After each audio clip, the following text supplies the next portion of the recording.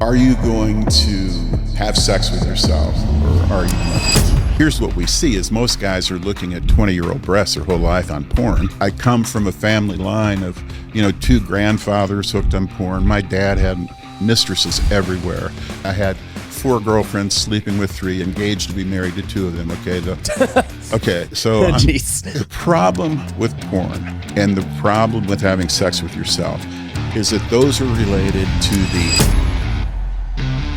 What's up, well builders? Today, I got myself an expert on a subject that is somewhat taboo, but it's something I have experienced in my own life, and I know almost every man has to go through at some point.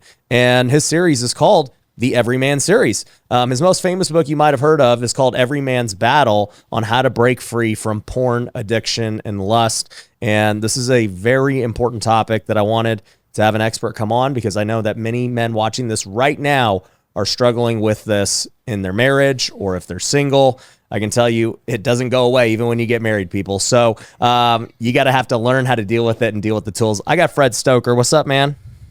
Great to be here, Ryan. And yeah. That was a great introduction. Thanks. Thank you. Yeah. Yeah, I'm excited to have you here because, man, it is a topic that pretty much every man has to deal with. Yeah. The way I say it is that, every man at some point in their life has to learn to own their sexuality instead of having it own them. Because I remember the days when my sexuality owned me. I couldn't say no, whether it would be sex with myself or staring at porn, whatever it might be. And one of the things I wanted to do is to win that battle decisively. But the second thing was I didn't want my 2 sons to grow up facing that same prison I lived in where I just couldn't get free. Yeah. Well, I've heard of your book. I've heard of it many times, especially in Christian circles, but I know that it can help anyone, not just Christians. Yeah. But I personally have not read it yet, so I don't know of a lot of the principles there. Okay. But, I can talk about, later on my own, issues with porn and how I've overcome them, thankfully, God willing. But I'd love to hear just kind of like, I don't know, the thesis of why this is a problem and how do we go about solving it. Well, really, the thesis is how the brain is built. Most people don't think of it this way, but the largest sex organ in a male's body is his brain. Everything about your sexuality is processed through the brain. And one of the things we've found over time, and we've really only known this for the last 20 years or so, is the brain is very plastic and malleable, and it literally changes according to our own behavior. So I say all that to say this. The brain is filled with neurons. They're the things that pass on, the thoughts from point A to point B in the brain. There's something called synapses, which connect those neurons. And one of the things that happens is when we look at sensual things, it strengthens the synapses that handle those pathways, those neuronal pathways. And what happens is over time there becomes an attention bias where we're wanting to look at it more and more. And then there are drugs like dopamine, which are reward transmitters. And they're not only addictive, Ryan, but what happens is they lock in our experiences with porn in the brain. And it makes it more likely that the next time you're actually in that situation, you'll do it again. Yeah. I remember when I used to be in sales, for instance, I used to travel from hotel to hotel. I was so used to looking at porn, so used to having sex with myself in hotels that the moment I would walk into a hotel room, my brain would start saying, we're in a hotel room, I'm ready to go. And it's because of the way that we're built. So here's the thing, and I want to say this to everyone out there. We think that when we are owned by our sexuality, we're owned by spiritual enemies or something. The fact of the matter is we have built these habits into us. And by the same processes we build these habits into us, we can actually kill those addictions. And so people will say, well, it's really unrealistic to live a life of purity in this day and age in the 21st century. That's simply not true. When I told people will say, hey, It's unfair. It's unloving to expect some guy to white knuckle his way through high school and college and to wait until marriage. My sons didn't experience it that way. And many young men that I've dealt with and taught didn't experience it that way. We tell ourselves lies, we believe those lies, and then we think we can't get free, but we can. Yeah. No, I think it's obviously a problem, right? And I think a few things you said I kind of look at since I'm the generation that grew up with the internet and easy access to porn. Whereas maybe when you were growing up, it was much harder to get. It's still there. It was embarrassing. Yeah, but it was still there, but just definitely now the temptation today is just so much more accessible. Yeah, and accessibility is really, it creates a lot of chaos, obviously. I know, though, from my perspective, having had victory in this issue for over 30 years, even though it's more accessible, it hasn't made it more, what would you say, unable to be destroyed. I mean, we can still win in the day of the internet is all I'm saying. And I agree with you because for me, as somebody who grew up in this age, I didn't get free from the addiction until I was probably 27 or 28. And I'm 34, about to be 35 now. So Nice. Like 6-7 years. So tell me, what did you do to get free? I'll be interested. And I can probably see some patterns in that I'd love to speak to. Okay.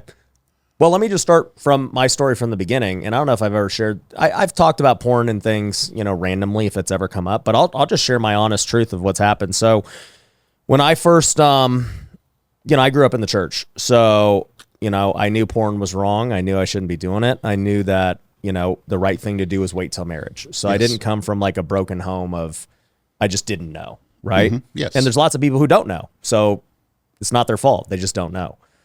For me, I made a commitment that I was like, I want to wait until I get married to have sex. And for me, even though I was trying to do that, porn was always there, whether it was in high school. I mean, actually it started way before high school. Yeah. I was exposed to it very young, but, even though I wasn't having sex, I was still watching porn and dealing with this thing.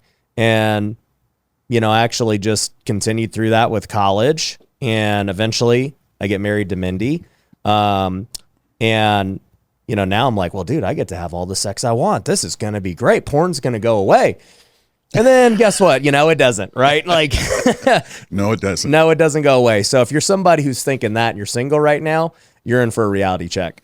So, it doesn't go away because guess what? You don't have sex every night. You don't, just like it's still there. It's always there. And what ended up happening for me was, you mentioned it earlier, like you get into certain situations where you're more likely to do it because you just have this repetition. Yes. So I was playing pro sports. And so I was gone out of 6 months out of the year, basically most of my 20s.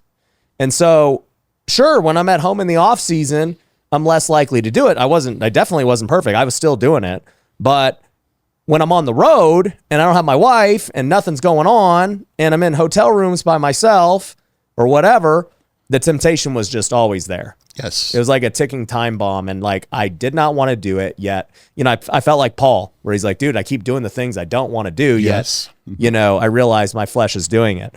So anyways, that literally for my 8 years of playing was always a problem.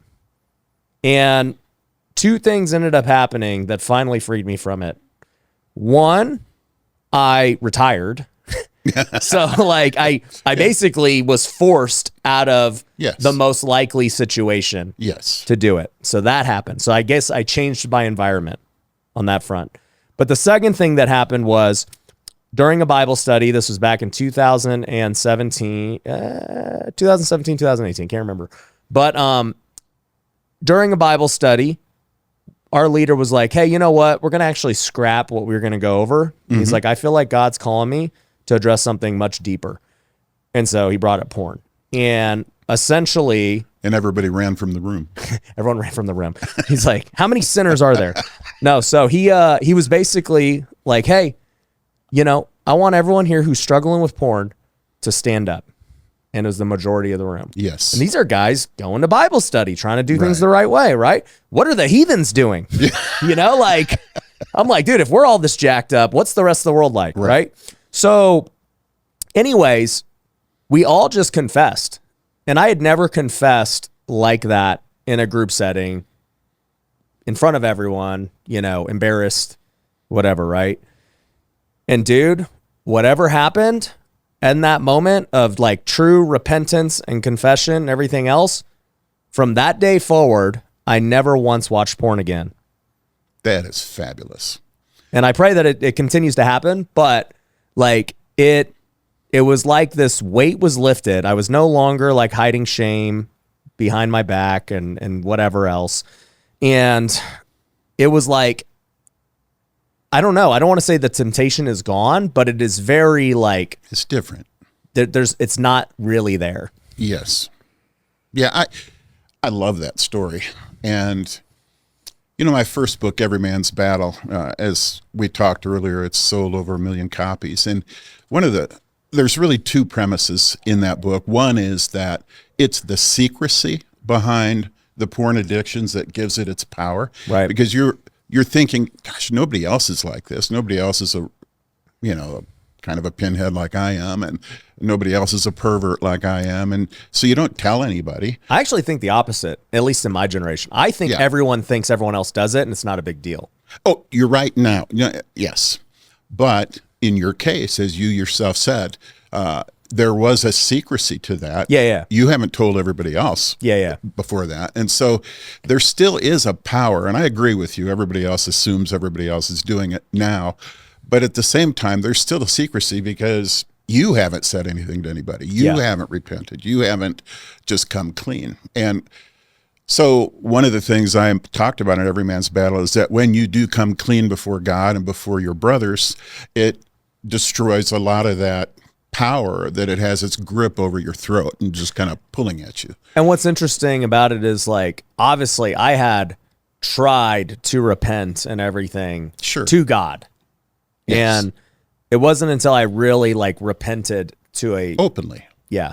Where there's no secrets anymore. Yeah. Right. Because once other people know, you can't play games anymore. You know that other people know, and it's time to face it. Now, the other part about that book, as I talk about, is there are certain steps you can take to help cut off how much of the porn you're looking at.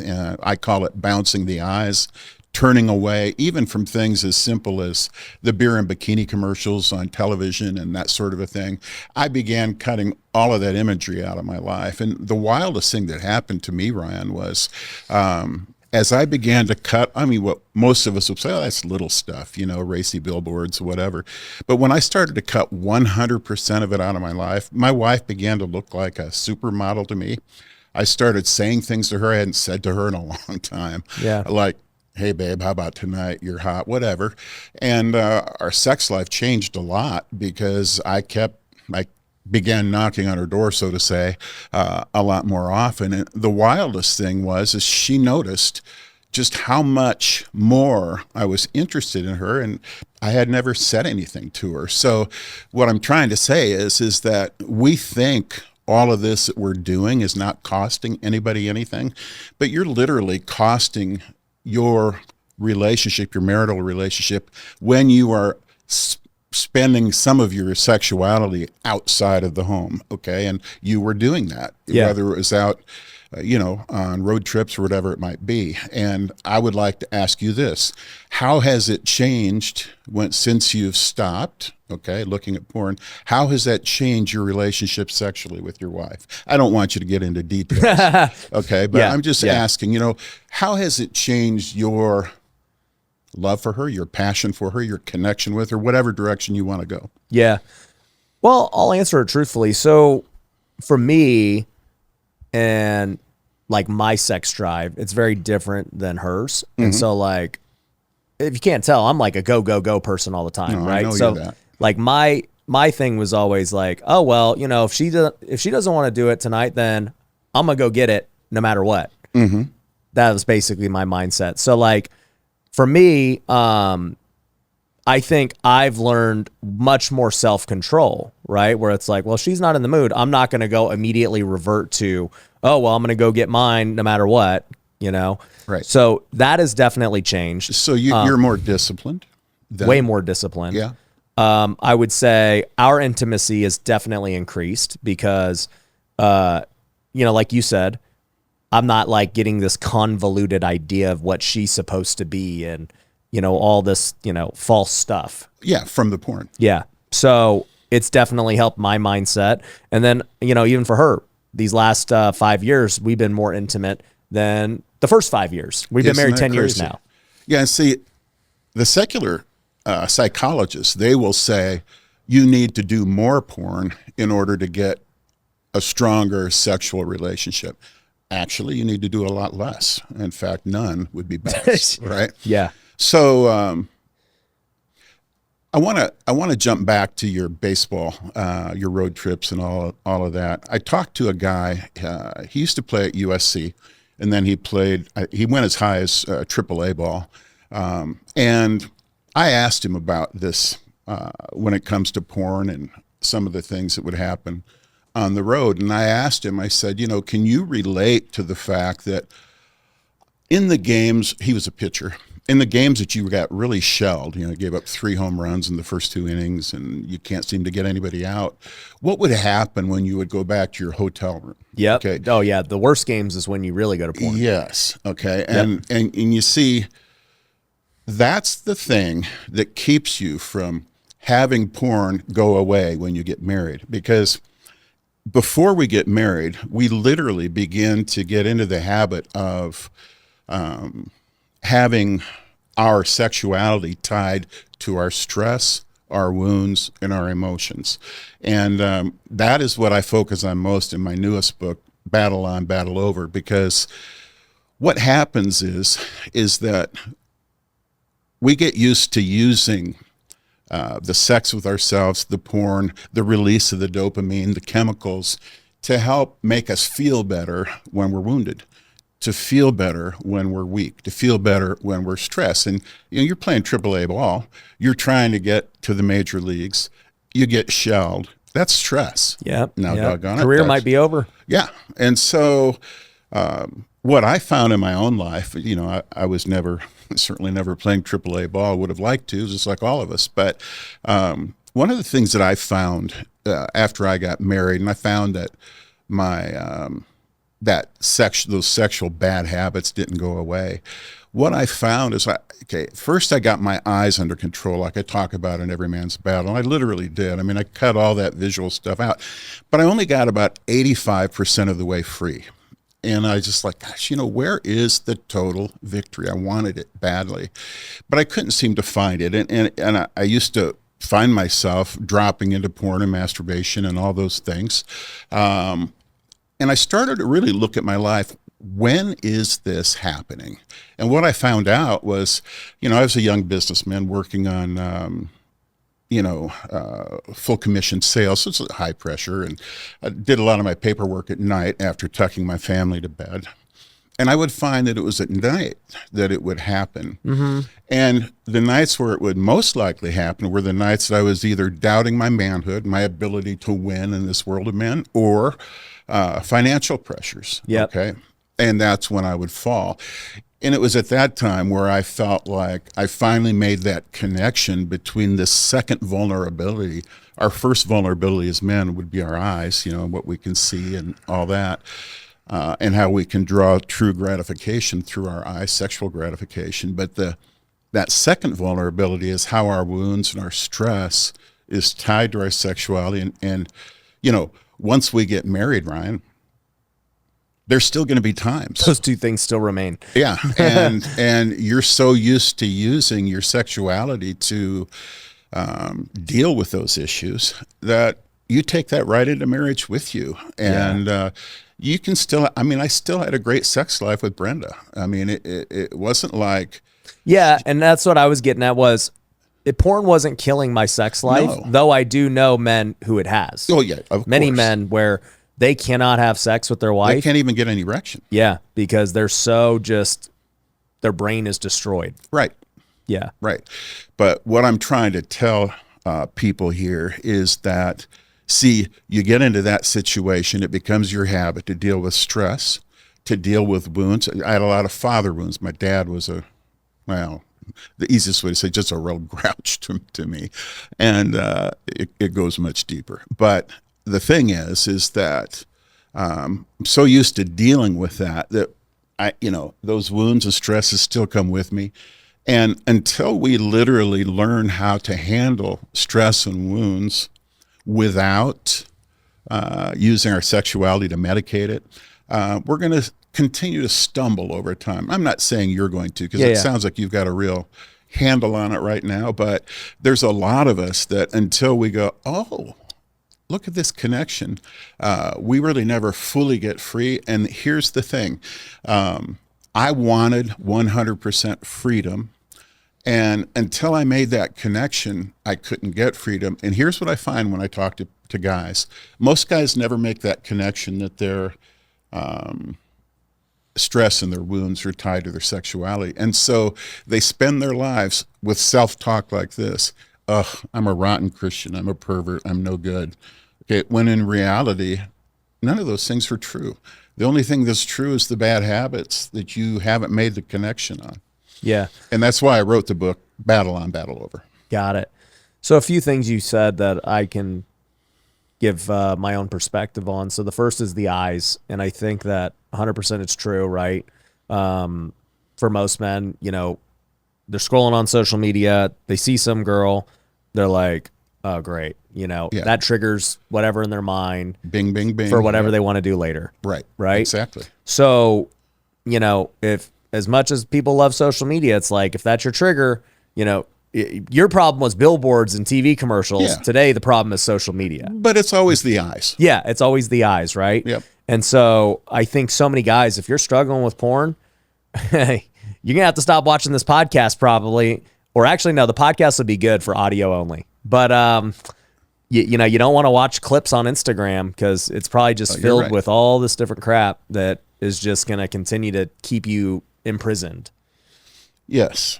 So. And then, yeah. Yeah, well, and I think so, like the eyes I agree with. And then stress, for me, I didn't even think about that until you just brought it up. But 100%, that's always what it was. Like, back when I was playing, it was high stakes. It's like, yo, if I don't perform, my dream is over. So, like, the stress was crazy. I was broke. We didn't have any money. I was just married. So you think about, like, the pressure to succeed. There was no backup plan. And if I go 0 for 4, have a couple of strikeouts, you're just like, dude, my life's over. My career could be on the fritz here in a minute. And so, yeah, you just kind of like use that as the stress relief. And then, you eventually, for me anyways, like, I kind of talked about how eventually I did get through it. But I think even now today, I've got more stress and pressure than I've ever had. Yes, you do. Like, yes, I got a lot of people that depend on me, a lot of drama, a lot of things happening. Yes, you do. So you would think I would be more likely to go back to those habits today than back then, but I don't. Yeah, well, here's what guys say to me, though, is they say, once I've made that connection and I understand that, this is really what I'm saying is that not all sexual sin, as you say, sexual bad habits, whatever word you want to use, not all of that is rooted in, not all of it is even rooted in sexuality. It's not like you're hungry for sex, right? There were many times I was looking at porn. I wasn't really hungry for sex. I was hungry for release and medication. And so not all sexual sin is sexual in its roots. Some of it is non-sexual.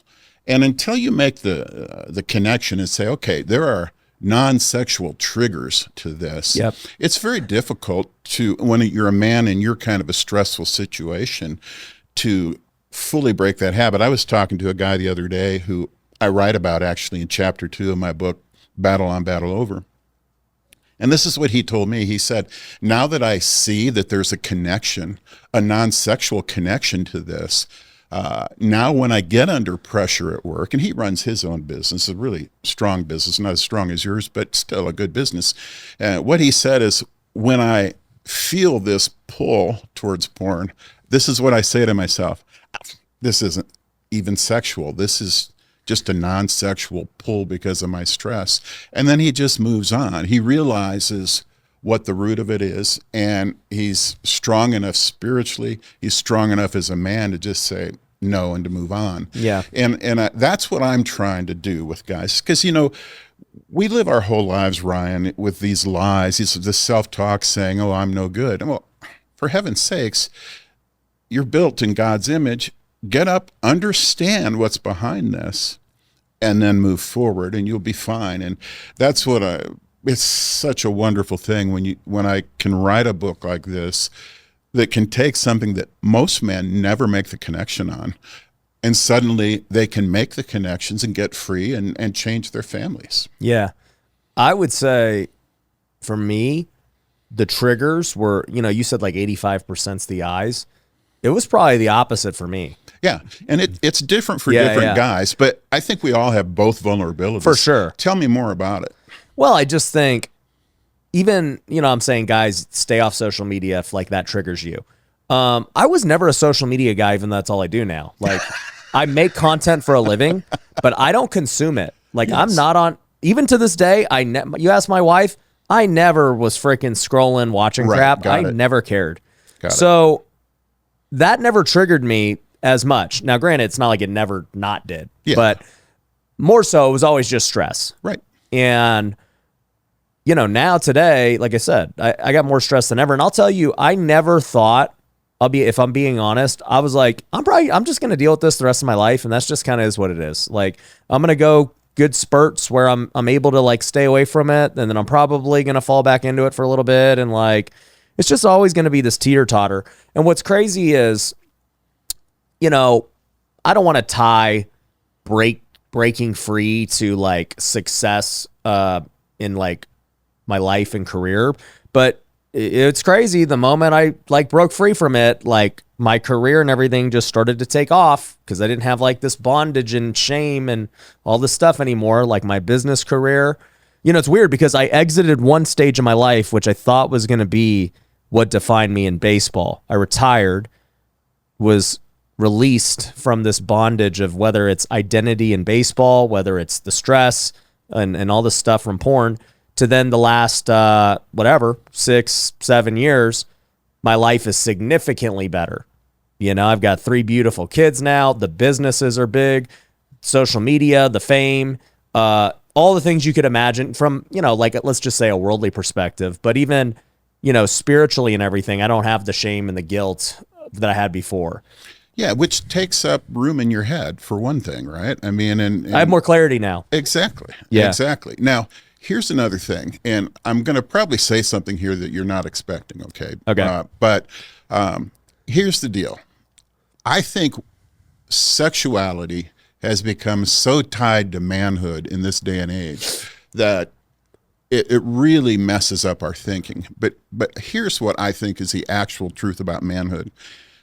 When you talk to a guy, there's an author named John Eldridge. He wrote a book, Wild at Heart. Yeah. And he said that there are 3 basic core values in the heart of a man that must be addressed, or you're never going to really be fulfilled. And I know you're addressing them, okay, because I can just tell by your life. But the 3 things he said were fighting big battles. All men need that. Yeah, you're doing I like that. to fight. Yep, and living the great adventure. Okay, yep. You're like doing that, right? Yep. And then defending the beauty in your life, your wife and kids. Okay, Mm-hmm. You're doing that because just stepping away from porn does that. Yeah. Okay, and one of the things that guys get mixed up on, Ryan, is they'll say, "Oh man, I need to joke a lot about sex. I need to look a lot at porn, and I need to whistle at the babe, in front of my guys, and that proves I'm a man." Nah, it doesn't. Okay, and really, in my own life, I said that I'm over 30 years free, and that's exciting, okay, because I never thought I would get free. But here's the thing. This battle was the biggest battle I ever fought. Now, I've been successful in sports. I've been successful in writing. I've built a business on my own, all the kinds of things you're familiar with. But there's been nothing in my life that's ever had anywhere near the impact on my manhood than this battle, fighting this big battle and winning. When I come from a family line of, two grandfathers hooked on porn. My dad had mistresses everywhere. I found porn on his desk when he died at 72, so he never got free. Okay, and so here I am, next one out of the gene pool, living just like them. Okay, Yeah. I had 4 girlfriends, sleeping with 3, engaged to be married to 2 of them. Okay, okay, so I'm way off the rails, right? Yep, okay, yep. But at some point, I said to myself, okay, look, am I going to be the one to drive a stake in the ground and stop this? Or am I going to just continue to the path and leave it up to one of my sons or someone down the line better than me in terms of caring for God's purposes? All right. So anyway, I finally did drive this stake in the ground. I won the battle. As far as the great adventure I talked about from John Eldredge, oh man, teaming up with my wife to raise 4 godly children and pure children, oh my word, what an adventure. I mean, we're in public school trying to somehow, and they all came out the other side pure. What an adventure. And it has fulfilled my life like crazy.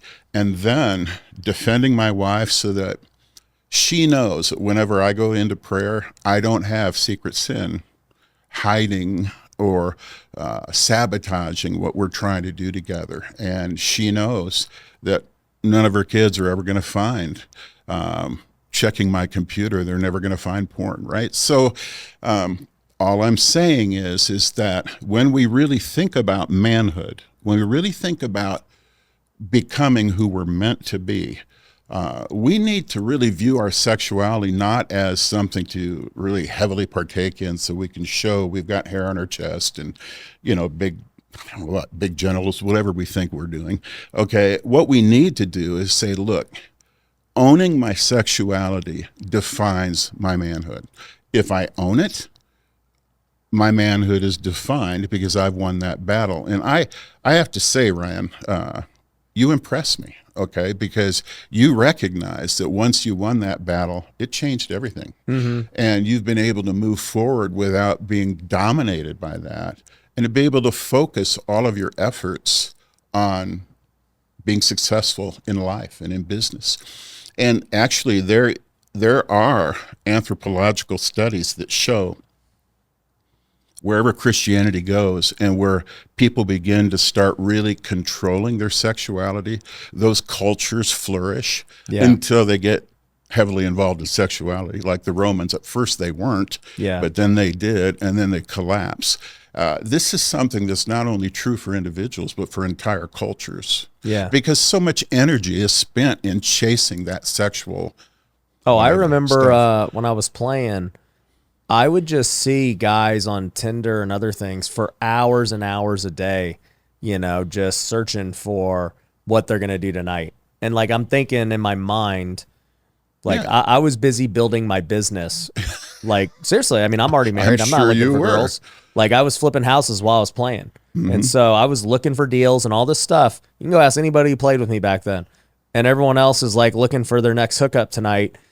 And you just think from a time perspective, whether you're Christian or not, doesn't matter. But like, what a waste of time that people spend so much time just trying to find girls and all this crap. And it's like, yeah, that's why your life sucks. Like, not even from the fact that of whatever, like what you're doing to your body and your mind from, dating. Take that out of it. Just take a simple time management perspective of how much time you waste dicking around on Tinder. Yes. And really, Ryan, I mean, that's what you do in your business is help train other people how to approach business. And this should be something that I'm sure it won't be because it's kind of an embarrassing thing to put into a text.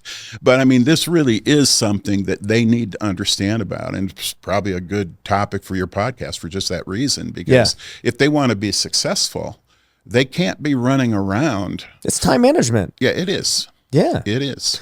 So what about the single person, right? Because a guy like me who's married is like, all right, well, I'm still going to be able to fulfill my sexual needs because I'm married and I have a wife.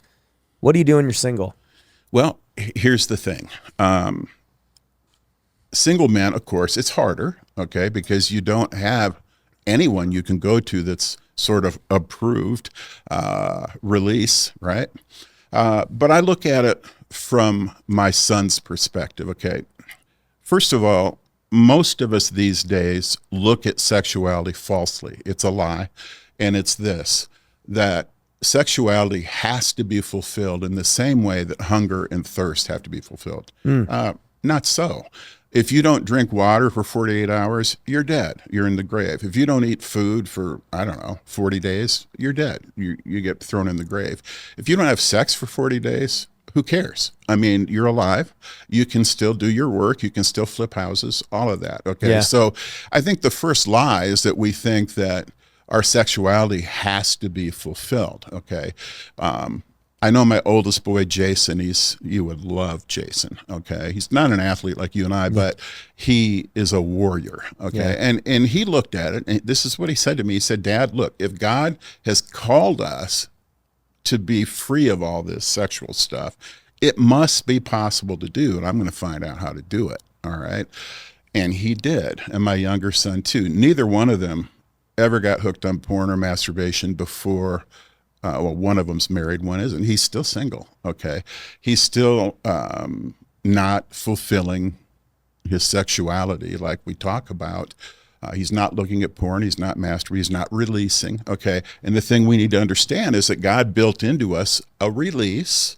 Okay. It's called a wet dream, right? And a lot of us have some pretty wicked little wet dreams that have some, because all the porn we're looking at, I mean, it's pretty enticing. All right. But what I found, okay, I'll sometimes go to Indonesia and speak for 2 weeks. And of course, my wife's not there. I'll have a wet dream from time to time, even though I have regular sex with my wife, but it's because I'm gone. And pure dreams. I'm only dreaming about her, certainly never dreaming about anything that's disgusting. Okay, and then the other thing is, even if you don't have a release from wet dreams, I mean, the body is built that when your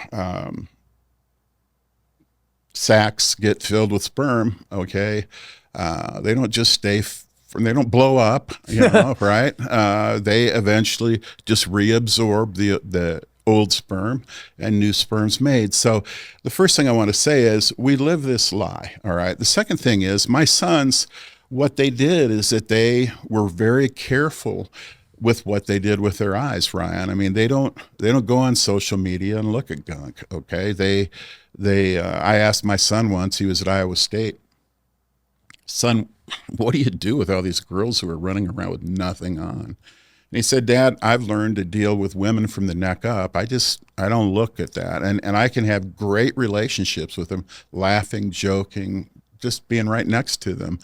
But I'm not looking at their bodies. And you see, one of the things I've learned also, Ryan, is that you can't lust through your peripheral vision.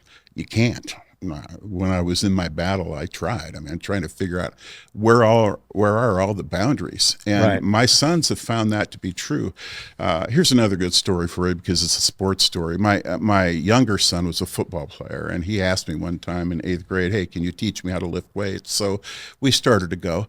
And there was this one day, Ryan, when these 3 girls in wife-beater tank tops came down, and I mean, they were flowing out everywhere, and both of us bounced our eyes away and just turned our backs to them. And as we were leaving the weight room that day, he said, Dad, I don't think women should be allowed to lift weights. And and I said, oh, it's because of what they were wearing, right? And he said, yeah. And don't they know what they do to us? And I said, well, most of the time, I'm not really sure that they do. Okay. But it really doesn't matter what they know or what they don't know. What matters is how we respond. So the next time that happens, son, I want you to know you can't lust through your peripheral vision. So what we do is while you're lifting, I turn my back to them just to kind of keep track of where they're at with my peripheral vision. And then when it's my turn to lift, you do that, and we won't get polluted by it. And on the way home, he was really silent for about 5 minutes because he's really thinking about it. But he said, Dad, thanks for sharing that about peripheral vision. I wouldn't have thought that up on my own. And here's the thing, Ryan. When we are open with our boys, when we are open with our friends about what's working in the battle, everyone is stronger. Everyone can learn that even when I'm single, if I'm not pouring the sensuality into my eyes and into my brain, I don't have this real strong desire then to masturbate or to release it.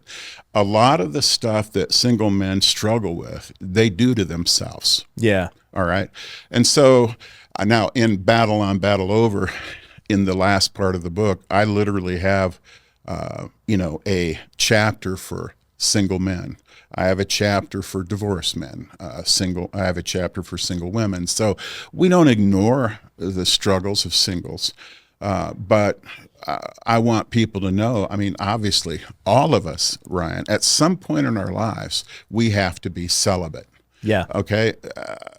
If my wife got sick for 8 weeks, I'm now called to celibacy, right? Yeah. If she can't have sex, maybe. My point is that it isn't an unusual thing for us to be celibate for a season. It's not going to kill us. It's not going to make us starve to death and be put in the grave. It's just a point in time when I'm not using my sexuality. So what would you say for somebody who's, not a Christian? What's the reasons for doing this? Well, the reasons are very similar to what you and I talked about, whether it would be time management, and it does affect your connection with your wife sexually, whether you're Christian or not. And also just the development of your manhood, okay? If you're going to be spending all of your time chasing after porn instead of fighting a big battle and living a great adventure and defending your family, you're losing something that I think as men is very, very valuable. I have to tell you, when I get up in the morning, I never worry about temptations, ever. I never, ever worry that, I might fall to porn today. I never even think about it because I own it now. Yeah. Me neither. And ownership of your sexuality is a priceless gift. And I would say that anybody who's not a Christian still needs to read a book like Battle on, Battle Over and learn what those triggers are and how you can win and how that literally affects your destiny as a man and your family's destiny. Yeah. So with that, even like the way you were talking about it before, I was kind of like laughing the way you're phrasing it. You're like, yeah, having sex with myself. And I was like, yeah, that's exactly what it is. That's embarrassing. Like, it is. It like is. the fact that, you call it masturbation or whatever you want to call it. And then you're like, but yeah, you're just having sex with yourself. Like, yeah, I don't know. That sounds pretty lame to me. I don't want to do that. Well, see, there's all sorts of ways when you look at this that if you truly look at it, you kind of want to go, ugh, I don't exactly. want That's this. why I'm like, I don't want to be associated with that. Right. And with each man, okay, so here you go. Every one of us has our own individual story, Ryan. And we've grown up with our own father issues or our own stress issues, whatever it might be. But in the last analysis, for all of us, it comes down to one thing. Are you going to own your sexuality or are you not? Are you going to have sex with yourself or are you not? And, some of these questions will be, for some, it'll mean more, having sex with yourself, like you go, oh, ugh, I don't want to be part of that.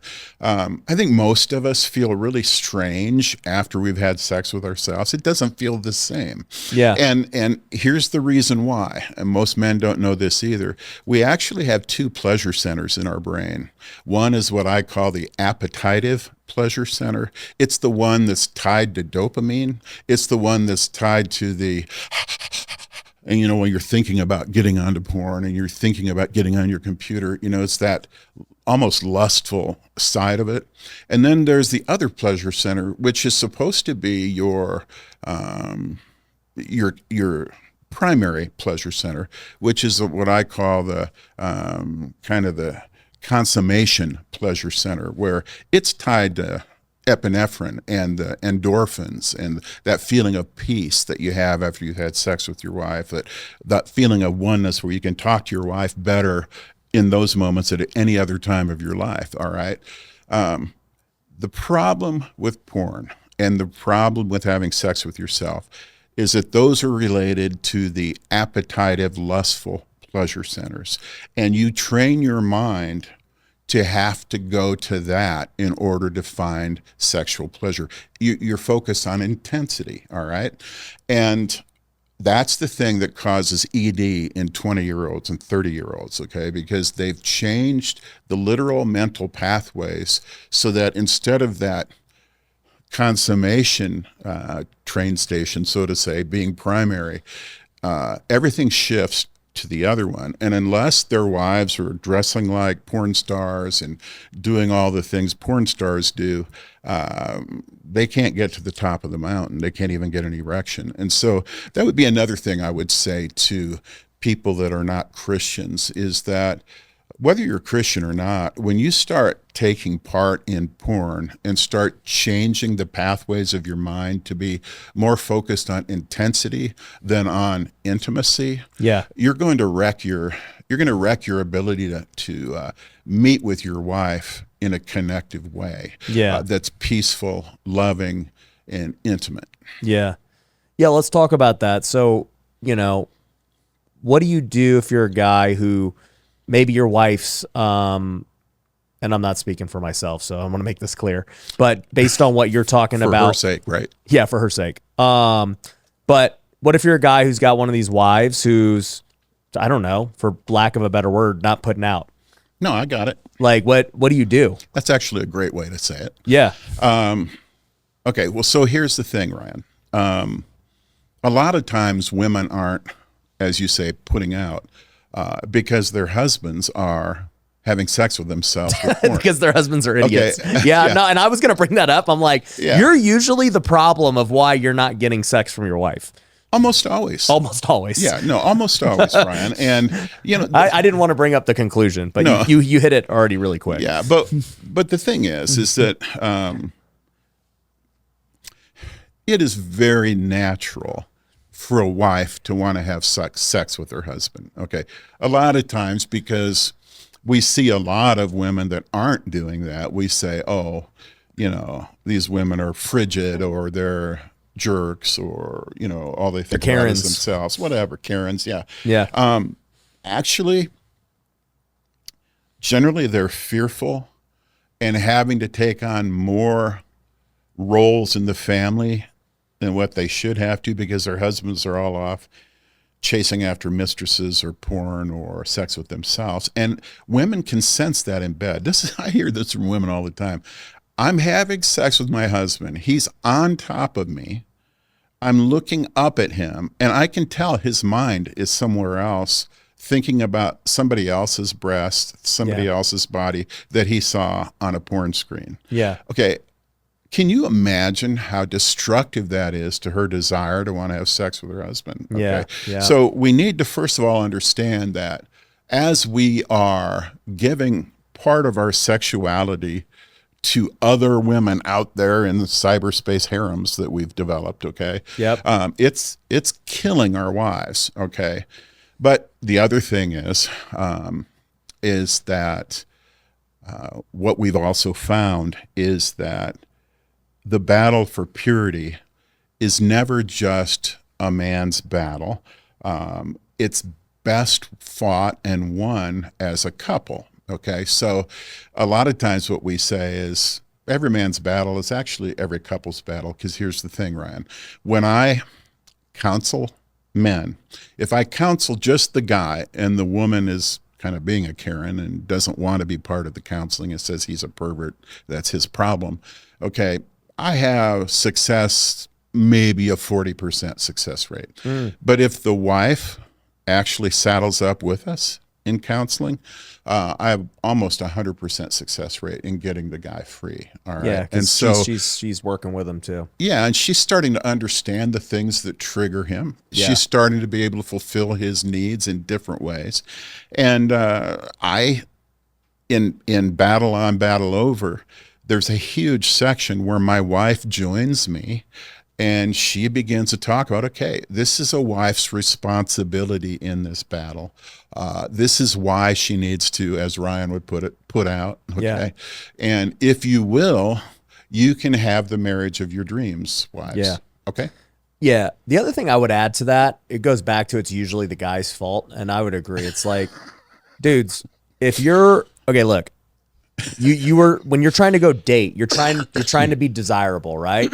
You're going to get in shape. You're going to romance. You're going to take them out on dates. You're going to sweet talk them, buy them flowers, do all the notes. And then you get married and you fall into routines. And I get it. I'm guilty of it too, right? Yes. But it's like, if I'm trying to get some, I shouldn't just expect my wife to give me some just because. Yeah, just because you're Ryan. Yeah, like husband Ryan. Exactly. Like I should be still, trying to pursue my wife and, date my wife and stay in shape and stay like desirable.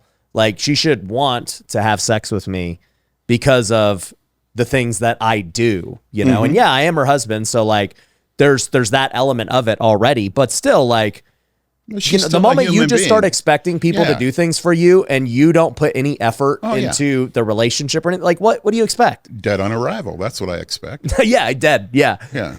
Exactly. Yeah. Yeah. You've been really insightful today, Ryan. I've never actually talked to you about this topic or any topic really. So I wasn't really sure how you would be approaching this, but I've been really pleased. This has been fun. Yeah. The other thing I think about is, like, what about marriage as time goes on, right? I'm 10 years deep now. So, like as you get older and your sex drive changes, how does that play out? Oh, well, you're asking the right guy. There we go. There we go. So I'm asking. Yeah, way to go.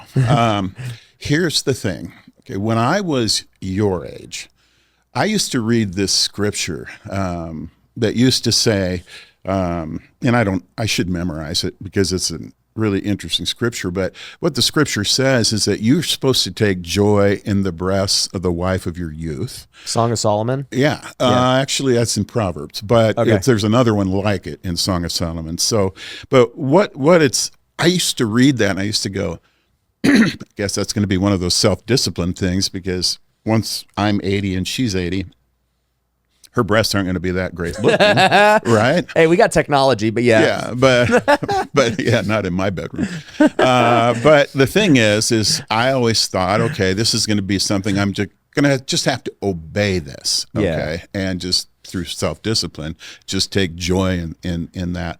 But you know what I found? It's not that. That's not what God was saying. What God was saying was, if you will only take joy in her breasts, your taste will change over time. Because, okay, here's what we see is most guys are looking at 20-year-old breasts their whole life on porn. Yeah. And their taste can never change to kind of grow with their wives. This is what I have found with my wife is that as she has grown, since she's the only woman I'm looking at in this way sexually, because I've told you I've cut everything else out, what has happened is that my tastes have literally changed. I literally like her 63-year-old body as much as I liked it when it was 20. Yeah. And, people will look at me and go, you're lying. I am not lying. I mean, fine wine. I mean, really, that verse was meant to say that I always thought it meant to say, you're going to have to really grit your teeth. Okay. Okay. But what it turns out he was saying is, if you'll obey in this, I will make your sex taste change, and I will make your connection with your wife as strong when she's 80 as when she's 20. And, my wife's not 80 yet, but she is 63. Has her body changed, Ryan? Yeah. But it's the only one I get to look at. So do I desire it? Oh, man, yes. Okay. And so what I would say is that you don't have to worry about, now, okay, and I'm just going to say it. Okay.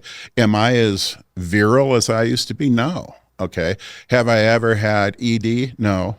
But have I ever wondered if maybe this time I might? Maybe. Okay. Because the body starts to fail you a little bit. Okay. Well, that's why we have testosterone and stuff. So we'll be good. Yeah. We'll be good. And I can tell you there are times I'm thinking, maybe a little testosterone at this age would help, right? Yeah. But one of the things that also helps is that since I am not looking at 20-year-old breasts anymore, Yeah. okay, my tastes are for her. And so I'm still able to perform and she's still able to perform. It's pretty cool. Yeah. I didn't expect that. Yeah. But that's true. good hope for me. Yeah. No, as time it'll goes be on. for you because, we're all made the same. We are in God's image. Yeah.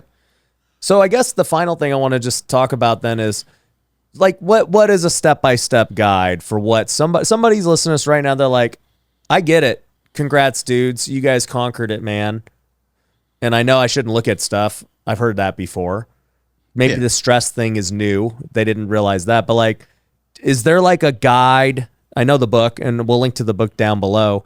But like, is there a simple step process for how someone can break free? Yeah. So there are two vulnerabilities in male sexuality that sets us up to fall into these addictions. Okay. One is the eyes and the mind and how we can lust through the eyes and the mind. The other is, that connection, as we talked about, between wounds and stress and your sexuality. I have found, my sons have found, other men have found, that if you defend those two vulnerabilities, you'll be free. There aren't 5 vulnerabilities, Ryan. There aren't 13. Okay, there's 2. And so when I say, okay, what are the steps? Number 1 is to learn how to bounce your eyes and to learn how to control your mind so that you don't lust with it. Yeah. Okay, and I speak to those 2 in the book, Every Man's Battle. And the second thing you have to do is recognize that not all sexual addictions are sexual at their root. I mean, they're not. I mean, they're the stresses and the father wounds and all of that. And so in Battle on Battle Over, that's the second book, and that deals with the second vulnerability. And in that book, I talk about the fact, in fact, chapter 6 is the most important chapter I've ever written. It talks about finding true intimate connection with God. Now, I know some that are watching aren't Christians. I get that, okay, but I'm still going to tell the truth about my life. Yeah. Is that when I learned how to have one-on-one worship with the Lord and worship him day by day. I'm not just talking about praying. I'm not just talking about hearing his voice. I'm talking about literally one-on-one worship. It changed my life completely. That's what I was getting at too, because I haven't heard, us really talk about, all right, like you're praying and, you keep falling back into sin. Like how much of it is true confession and repentance and, the Holy Spirit just delivering you from that? Well, in my own experience, we've talked about, for instance, the father wounds and that feeling of like, I ain't no good and I'll never make it in the world of men, all those things. Okay, that gets totally eliminated once you begin to worship one-on-one. And in this chapter 6, I don't just say that, okay? I give worship playlists. I give detailed, this is how you do it. Okay, so if you ask, how do you do it? Well, you go to chapter 6, you apply that, and then the soul, in that section, we're talking about rebuilding the soul, because literally porn is a soul-sucking mess, all right? And so if you go, and the soul is made up of your emotions, your will, and your mind. Okay, so in chapter 6, we talk about, this is how you rebuild your emotions through this intimacy with God. Chapter 7 is, this is how you rebuild the strength of your will to fight this battle. Chapter 8, this is how you rebuild your mind to think about these things by knowing the truth about how this sexual addiction stuff affects you. Okay, so if you go in then and start rebuilding your soul, and I'm not even talking about that totally from a Christian perspective. A guy who's non-Christian can rebuild his soul to some degree, all right, just by not giving in all the time, okay? But from my perspective and my experience, God has been everything in this battle, because once I had that intimacy with him, Ryan, then the father wounds went away. Yeah. Okay, the non-sexual things that drove me to need that medication, they went away. Yeah. And so I feel like that's a critical component. And of course, I would, in light of that, recommend God to anyone. Yeah.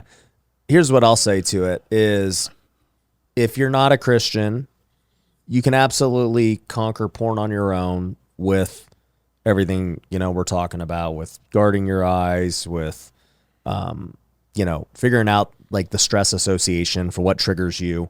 But in the end, you will still have, this void in your soul that will wounds. Never be. Yeah, they're still there. They'll never be healed. Emptiness. The emptiness, the regrets, yes.